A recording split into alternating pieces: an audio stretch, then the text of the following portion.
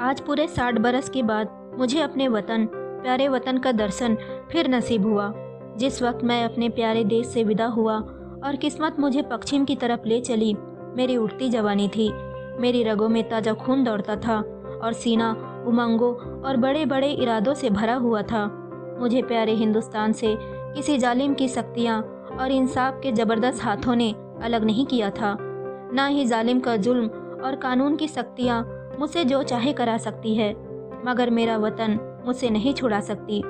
यह मेरे बुलंद इरादे और बड़े बड़े मंसूबे थे जिन्होंने मुझे देश निकाला दिया। मैंने अमेरिका में खूब व्यापार किया, खूब दौलत कमाई और खूब ऐश भी किया। भाग्य से बीवी भी ऐसी पाई जो अपने रूप में बेजोड़ थी, जिसकी खूबसूरती की चर्चा सारे अमेरिका में फैली हुई थी और जिसके दिल में किसी ऐसे ख्याल की गुंजाइश भी न थी जिसका मुझसे संबंध न हो। मैं उस पर दिलो जान से निछावर था और वह मेरे लिए सब कुछ थी। मेरे 5 बेटे हुए, सुंदर, हष्ट पृष्ठ और नेक, जिन्होंने व्यापार को और भी चमकाया और जिनके भोले नन्हे बच्चे उस वक्त मेरी गोद में बैठे हुए थे जब मैंने प्यारी मातृभूमि का अंतिम दर्शन करने के लिए कदम उठाया। मैंने बेशुमार दौलत, वफादार बीवी, सपूत बेटे और प्यारे प्यारे जिगर के टुकड़े, ऐसी ऐसी अनमोल नेमतें छोड़ दी, इसलिए कि मैं अपनी प्यारी भारत माता का अंतिम दर्शन कर लूं। मैं बहुत बूढ़ा हो गया था, 10 और हो तो पूरे 100 साल का हो जाऊं। और अब मेरे दिल में कोई आरजू बाकी है तो बस यही कि अपने देश की खाक में मिल जाऊं। यह आरजू कुछ आज की ही मेरे मन में पैदा नहीं हुई है, उस वक्त भी थी जब मेरी बीवी अपनी मीठी बातों और नाजुक अदाओं से मेरा दिल खुश किया करती थी, जबकि मेरे नौजवान बेटे सवेरे आकर अपने बूढ़े बाप को अदब से सलाम करते थे। उस वक्त भी थी जब मेरे जिगर में एक कांटा सा खटकता था और वह कांटा यह था कि मैं यहाँ अपने देश में निर्वासित हूँ। यह देश मेरा नहीं है, मैं इस देश का नहीं हूँ।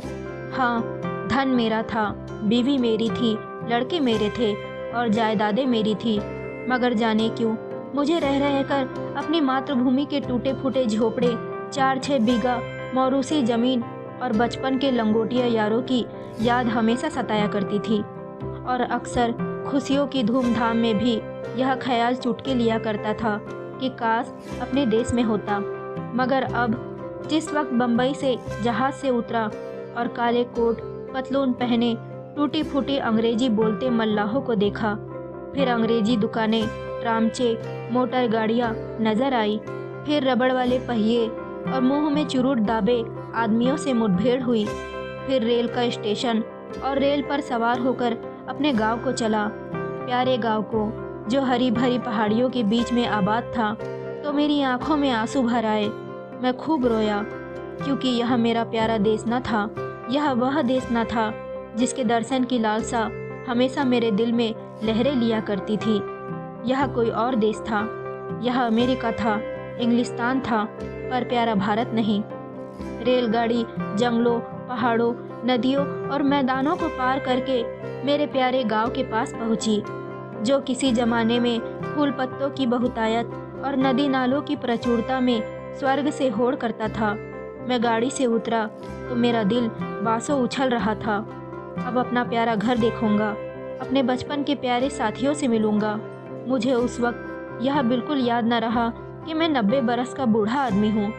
ज्यों ज्यों मैं गांव के पास पहुँचता था, मेरे कदम जल्दी जल्दी उठते थे और दिल में एक ऐसी खुशी की लहर मार रही थी जिसे बयान नहीं किया जा सकता।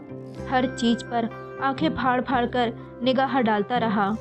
आह, यह वो नाला है जिसमें हम रोज़ घोड़े नहलाते और खुद गोते लगाते थे, मगर अब इसके दोनों तरफ कांटेदार तारों की 4 दीवारी खिंची हुई है और सामने एक बंगला था जिसमें 2-3 अंग्रेज बंदूकें लिए इधर उधर ताक रहे थे। नाले में नहाने या नहलाने की सख्त मनाही थी। वहाँ से आगे बढ़कर मैं गांव में गया और आंखें बचपन के साथियों को ढूंढने लगी, मगर अफसोस वह सब के सब मौत का निवाला बन चुके थे और मेरा टूटा फूटा झोपड़ा, जिसकी गोद में बरसों तक मैं खेला था, जहाँ बचपन और बेफिक्रियों के मजे लूटे थे, जिसका नक्शा अभी तक मेरी आंखों में फिर रहा है, वह अब एक मिट्टी का ढेर बन गया था। जगह गैर आबाद नहीं थी। सैकड़ों आदमी चलते फिरते नजर आए जो अदालत और कलेक्ट्री और थाने पुलिस की बातें कर रहे थे। उनके चेहरे बेजान और फिक्र में डूबे हुए थे और वह सब दुनिया की परेशानियों से टूटे हुए मालूम होते थे। मेरे साथियों के वे हष्ट पृष्ठ और सुंदर गोरे चिट्टे नौजवान कहीं भी दिखाई नहीं दिए। वह अखाड़ा जिसकी मेरे हाथों में बुनियाद डाली थी, वह अब एक टूटा फूटा स्कूल था और उसमें गिनती के बीमार शक्ल सूरत के बच्चे जिनके चेहरे पर भूख लिखी हुई थी, चीथड़े लगाए बैठे ऊँघ रहे थे। नहीं, यह मेरा देश नहीं है। यह देश देखने के लिए मैं इतनी दूर से नहीं आया हूँ। यह कोई और देश है। यह मेरा प्यारा भारत नहीं हो सकता। मैं उस बरगद के पेड़ की तरफ दौड़ा जिसकी सुहानी छाया में हमने बचपन के मजे लूटे थे, जो हमारे बचपन का हिंडोला और जवानी की आरामगाह थी। इस प्यारे बरगद को देखते ही रोना सा आने लगा और ऐसी हसरत भरी, तड़पाने वाली और दर्दनाक यादें ताज़ा हो गई कि घंटों ज़मीन पर बैठकर मैं रोता ही रहा। यही प्यारा बरगद है जिसकी फुनगियों पर हम चढ़ जाते थे, जिसकी जटाएं हमारा झूला थी और जिसके फल हमें सारी दुनिया की मिठाइयों से भी ज़्यादा मज़ेदार और मीठे मालूम होते थे। वह मेरे गले में बाहें डालकर खेलने वाली हमजोली जो कभी रूठते थे कभी मनाते थे, वह कहाँ गए? आह, मैं बेघर-बार मुसाफिर, क्या अब यहाँ अकेला हूँ? क्या मेरा कोई साथी नहीं? अब इस बरगद के पास एक थाना है। एक पेड़ के नीचे एक कुर्सी पर कोई लाल पगड़ी बांधे बैठा हुआ था। उसके आसपास 10-20 और लाल पगड़ी वाले हाथ बांधे खड़े थे और एक अधनंगा अकाल का मारा आदमी जिस पर अभी अभी चाबुकों की बौछार हुई थी, बड़ा सिसक रहा था। मुझे ख्याल आया, यह मेरा प्यारा देश नहीं है, यह कोई और देश है। यह यूरोप है, अमेरिका है, मगर मेरा प्यारा देश नहीं है, हरगिज नहीं। इधर से निराश होकर मैं उस चौपाल की तरफ चला जहाँ शाम को पिताजी गांव के और बड़े बूढ़ों के साथ हुक्का पीते और हंसी दिल लगी करते थे। हम भी उस टाट पर कलाबाजियाँ खाया करते। कभी कभी वहाँ पंचायत भी बैठती थी जिसके सरपंच हमेशा पिताजी ही होते थे। इसी चौपाल से लगी हुई एक गौशाला थी जहाँ गांव भर की गायें रखी जाती थी और हम वही बछड़ों के साथ उलेले किया करते थे। अफसोस, अब इस चौपाल का पता न था। वहाँ अब गांव के टीका लगाने का स्टेशन और एक डाकखाना था। उन दिनों इसी चौपाल से लगा हुआ एक कोल्हाड़ा था जहाँ जाड़े के दिनों में ऊख पेरी जाती थी और गुड़ की महक से दिमाग तर हो जाता था। हम और हमारे हमजोली घंटों गंडेरियों के इंतजार में बैठे रहते थे और गंडेरिया काटने वाले मजदूरों के हाथों की तेजी देखकर हम अचरज करते थे। जहाँ सैकड़ों बार मैंने कच्चा रस और पक्का दूध मिलाकर पिया था, यहाँ आसपास के घरों से औरतें और बच्चे अपने अपने घड़े लेकर आते और उन्हें रस से भरवाकर ले जाते थे। अफसोस, वह कोल्हू अभी ज्यों के त्यों गड़े हुए हैं। मगर देखो, कोल्हाड़े की जगह पर अब एक सन लपेटने वाली मशीन है और उसके सामने एक तंबोली और सिगरेट की दुकान है। दिल को छलनी करने वाले इन दृश्यों से दुखी होकर मैंने एक आदमी से, जो सूरत से शरीफ नजर आता था, कहा, बाबा, मैं परदेसी हूँ, रात भर पड़े रहने के लिए मुझे जगह दे दो। इस आदमी ने मुझे सर से पैर तक घूर कर देखा और बोला, आगे जाओ, यहाँ जगह नहीं है। मैं आगे गया और वहाँ से फिर हुक्म मिला कि आगे जाओ। 5वीं बार सवाल करने पर एक साहब ने मुट्ठी भर चने मेरे हाथ में रख दिए। चने मेरे हाथ से छूटकर गिर पड़े और आंखों से आंसू बहने लगे। हाय, यह मेरा प्यारा वतन नहीं है, यह कोई और देश है। यह हमारा मेहमान और मुसाफिर की आवभगत करने वाला प्यारा देश नहीं हो सकता, हरगिज नहीं। मैंने एक सिगरेट की डिबिया ली और एक सुनसान जगह पर बैठकर बीते दिनों की याद करने लगा कि यकायक मुझे उस धर्मशाला का ख्याल आया जो मेरे परदेश जाते वक्त बन रहा था। मैं उधर की तरफ लपका कि रात किसी तरह वही काटूं, मगर अफसोस, हाय अफसोस, धर्मशाला की इमारत ज्यों की त्यों थी, लेकिन उसमें गरीब मुसाफिरों के रहने के लिए कोई जगह नहीं थी। शराबखोरी, जुआ और बदचलनी का वह अड्डा था। यह हालत देखकर बरबस दिल से एक ठंडी आह निकली। मैं जोर से चीख उठा, नहीं नहीं, और 1000 बार नहीं, यह मेरा वतन, मेरा प्यारा देश, मेरा प्यारा भारत नहीं है। यह कोई और देश है, यह यूरोप है, अमेरिका है, मगर भारत हरगिज़ नहीं। रात काफ़ी हो चुकी थी, अंधेरी रात थी। गीदड़ और कुत्ते अपने राग अलाप रहे थे। मैं दर्द भरा दिल लिए उसी नाले के किनारे जाकर बैठ गया और सोचने लगा कि अब क्या करूं? क्या फिर अपने प्यारे बच्चों के पास लौट जाऊं और अपनी नामुराद मिट्टी अमेरिका की खाक में मिलाऊं? अब तो मेरा कोई वतन न था। पहले मैं वतन से अलग ज़रूर था, मगर प्यारे वतन की याद दिल में बनी हुई थी। अब बेवतन हूँ, मेरा कोई वतन नहीं है। इस सोच विचार में बहुत देर तक चुपचाप घुटनों में सिर दिए बैठा रहा। रात आंखों ही आंखों में कट गई। घड़ियाल ने 3 बजाए और किसी के गाने की आवाज़ कानों में आई। दिल ने गुदगुदाया, यह तो वतन का नगमा है, अपने देश का राग है। मैं झट से उठ खड़ा हुआ। क्या देखता हूँ कि 15-20 औरतें, बूढ़ी, कमज़ोर, सफ़ेद धोतियाँ पहने, हाथों में लोटे लिए स्नान को जा रही हैं और गाती जाती, प्रभु मेरे अगवन चित न धरो। इस मादक और तड़पा देने वाले राग ने मेरे दिल की जो हालत हुई उसका बयान करना मुश्किल है।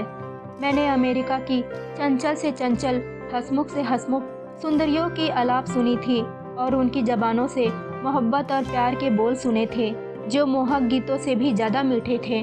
मैंने प्यारे बच्चों के अधूरे बोलों और तोतली बानी का आनंद उठाया था। मैंने सुरीली चिड़ियों का चहचहाना सुना था, मगर जो लुत्फ़, जो मज़ा, जो आनंद मुझे इस गीत में आया वह ज़िंदगी में कभी और कभी हासिल नहीं हुआ था। मैंने खुद गुनगुनाना शुरू किया, प्रभु मेरे अगवन चित न धरो। तन्मय हो रहा था कि फिर मुझे बहुत से आदमियों की बोलचाल सुनाई पड़ी और कुछ लोग हाथों में पीतल के कमंडल लिए शिव शिव, हर हर गंगे, नारायण नारायण कहते हुए दिखाई दिए। मेरे दिल ने फिर गुदगुदाया, यह तो मेरे देश, मेरे प्यारे देश की बातें हैं। मारे खुशी के दिल बाग बाग हो गया। मैं इन आदमियों के साथ हो लिया और 1 2 3 4 5 6 न जाने कितनी मील पहाड़ियों का रास्ता पार करने के बाद हम उस नदी के किनारे पहुँचे जिसका नाम ही पवित्र है, जिसकी लहरों में डुबकी लगाना और जिसकी गोद में मरना हर हिंदू अपना सबसे बड़ा पुण्य समझता है। मेरी प्यारी गंगा, गंगा मेरे प्यारे गांव में 6-7 मील पर बहती थी और किसी ज़माने में सुबह के वक्त घोड़े पर चढ़कर गंगा माता के दर्शन को मैं यहाँ आया करता था। उनके दर्शन की कामना मेरे दिल में हमेशा थी। यहाँ मैंने हजारों आदमियों को इस सर्द ठिठुरते हुए पानी में डुबकी लगाते देखा। कुछ लोग बालू पर बैठे गायत्री मंत्र जप रहे थे, कुछ लोग हवन करने में लगे हुए थे, कुछ लोग माथे पर टीका लगा रहे थे और कुछ लोग वेद मंत्र सस्वर पढ़ रहे थे।